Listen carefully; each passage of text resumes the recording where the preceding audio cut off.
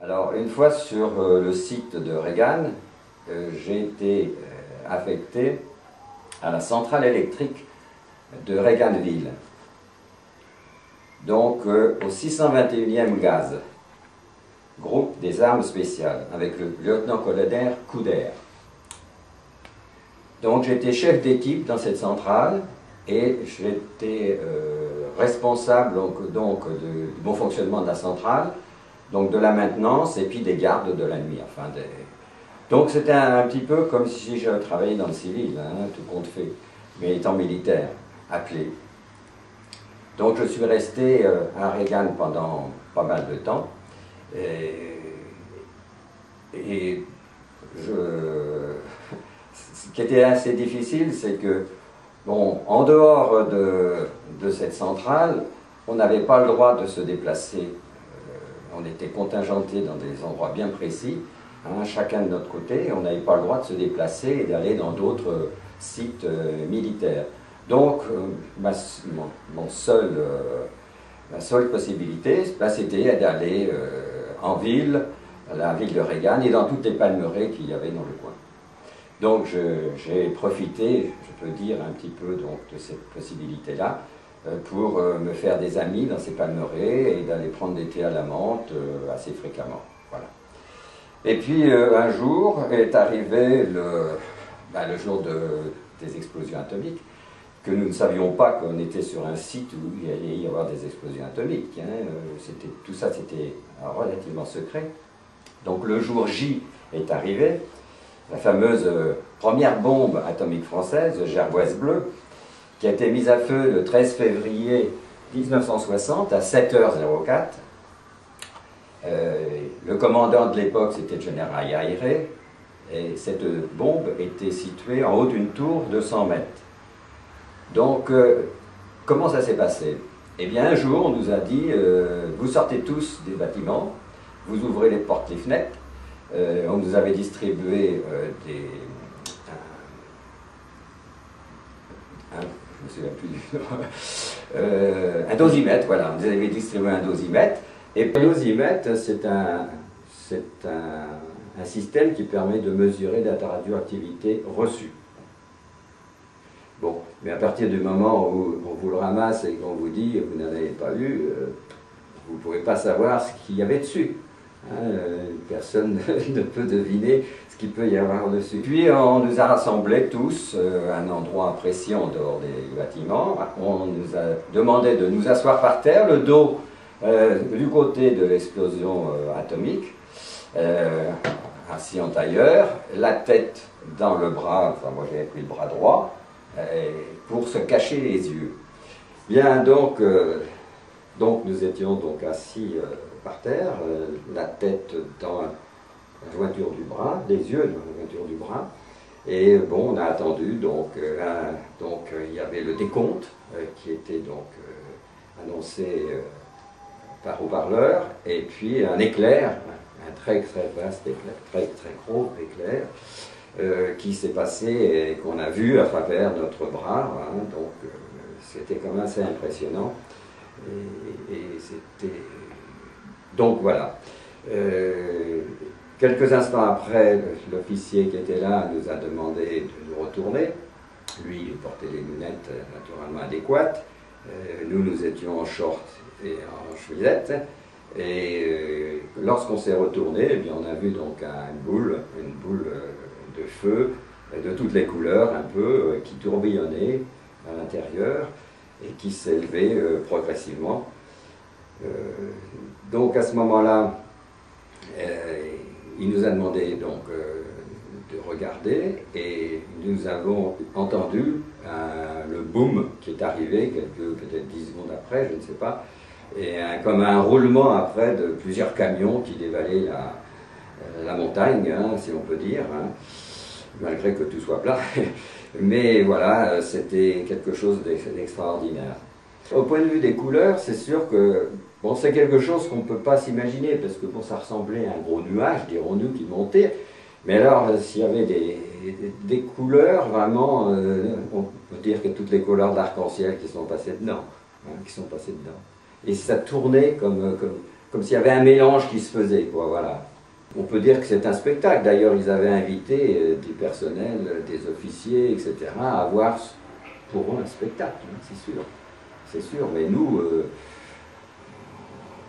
on pensait quand même a posteriori, surtout que ça n'a pas été un spectacle. Hein, voilà.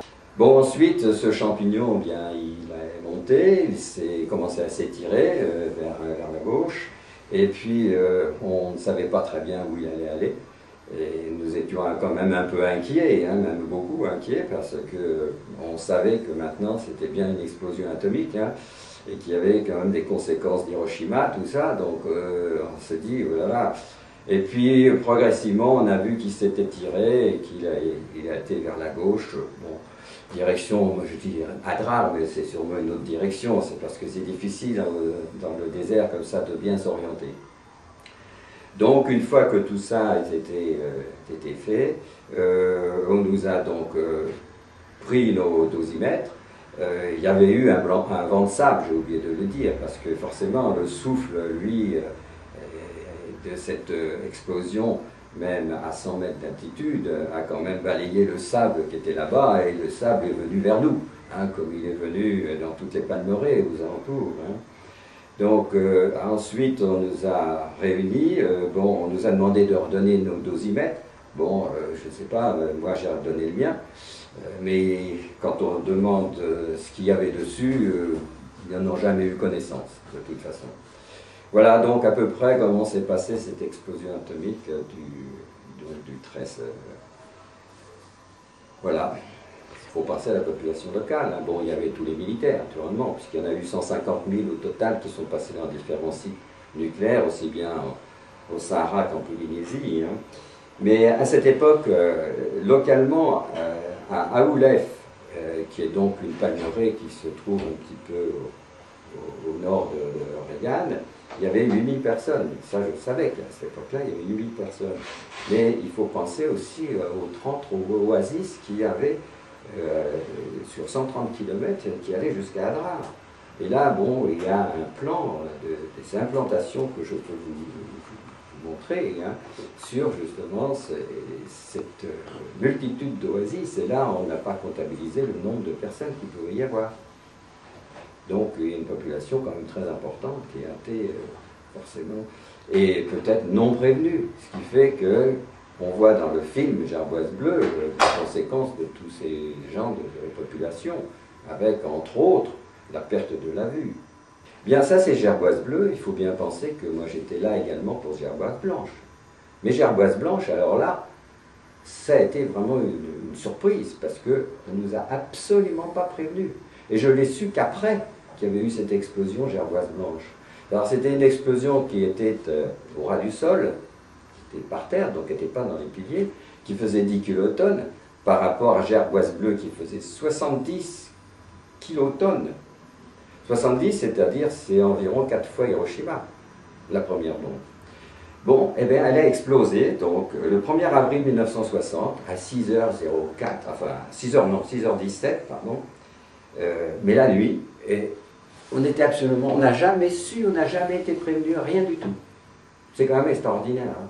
Alors elle était un peu plus loin que l'explosion proprement dite Gerboise Bleue, dans le Sahara, je ne sais pas, plusieurs dizaines de kilomètres, je crois, plus loin, hein, dans la même direction, mais c'est tout ce qu'on a su.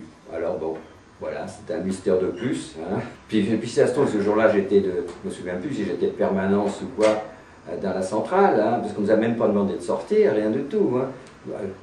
Moi, je ne me souviens pas du tout ce jour-là ce que je faisais vraiment. Mais quand on était sur place là-bas, de toute façon, avant, on ne savait pas qu'il allait y avoir des expériences atomiques. Puisqu'on était à des centres d'expérimentation, mais il n'y avait pas que de l'atomique, hein, au point de vue expérimentation hein, sur les sites. Il y avait des trucs chimiques, il y avait des trucs, plein de choses, pas tellement à répéter, dirons-nous, mais bon, voilà. C'est tout ce qu'on savait, mais tout ça, c'était, comme je vous ai dit, très séparé, donc on ne peut pas absolument tout savoir, on ne savait pas. Et de toute façon, vous savez, sur mon livret militaire, je ne suis jamais allé en Algérie, je ne suis jamais allé, pardon, au Sahara. Hein. Donc, il n'y a rien de marqué, rien n'est marqué. Ben, d'après les militaires, au moins sur ce carnet-là, je ne suis pas allé là-bas.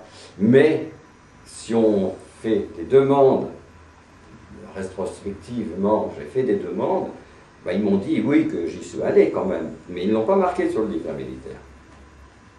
Simplement que bon, c'est très flou en tout cas, tout ce qui marque. Mais moi j'ai les preuves que j'étais bien au 621e classe, que j'étais bien dans le groupe des armes spéciales, etc. etc. Hein, donc et j'ai une photo aussi qui a été prise devant le panneau d'Amounia, hein, donc il n'y a pas de problème.